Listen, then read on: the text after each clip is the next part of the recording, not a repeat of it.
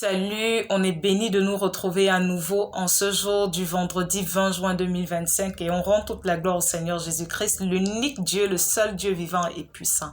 Alors ce que je vais aborder dans cette vidéo, c'est exécuter la volonté de Dieu. Nous savons tous que la volonté écrite de Dieu fait beaucoup de polémiques et il me souvient quelques années en arrière, une amie m'a contacté, elle me dit « Roland, s'il te plaît, envoie-moi vite un verset qui dit de ne pas embrasser son copain. » Et jusqu'à ce jour, il y a beaucoup de personnes qui exigent qu'on leur donne les versets qui leur interdisent de faire ce qu'elles font.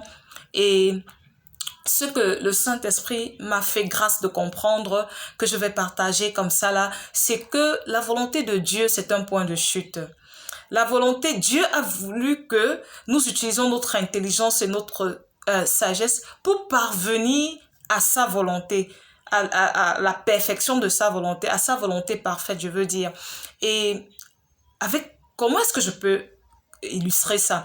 Une personne qui signe un contrat de travail, il est écrit dans ce contrat que elle doit être à son poste tous les jours à 7 heures. Et cette personne, avant, a pris l'habitude de préparer le goûter des enfants à 7 heures, d'amener les enfants à l'école à 7h30. Compte tenu de l'importance de ce nouvel emploi pour la personne, du salaire qu'elle aura à gagner, et des sanctions qu'elle pourrait encourir, et même la perte du travail qu'elle pourrait vivre si elle ne respecte pas les règles du contrat, elle prend des dispositions nouvelles. On a vu même d'autres prendre des nounous pour accompagner l'enfant.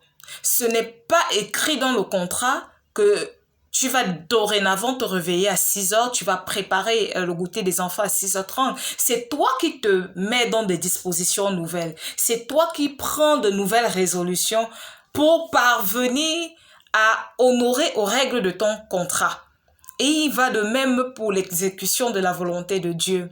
C'est toi qui prends des dispositions, c'est toi qui uses de ton intellect pour te mettre dans des conditions qui feront en sorte que tu n'aies pas à enfreindre la volonté de l'Éternel. C'est toi qui vas te disposer. Comme l'apôtre Paul dit, je m'impose toutes sortes d'abstinences. Ce n'était pas l'Éternel qui lui avait imposé. Il n'avait pas lu écrit quelque part que ne fais pas ça, tu ne feras pas ci. C'est lui-même qui a pris la résolution de s'imposer toutes sortes d'abstinences. Pourquoi? Dans le but d'honorer, d'exécuter la volonté de Dieu. Alors je prie que ces paroles puissent faire écho dans ton cœur et t'amener à être un sujet de la gloire de l'Éternel et non pas un sujet de la honte du nom de l'Éternel.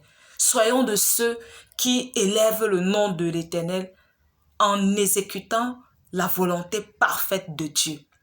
Alors que Dieu te bénisse.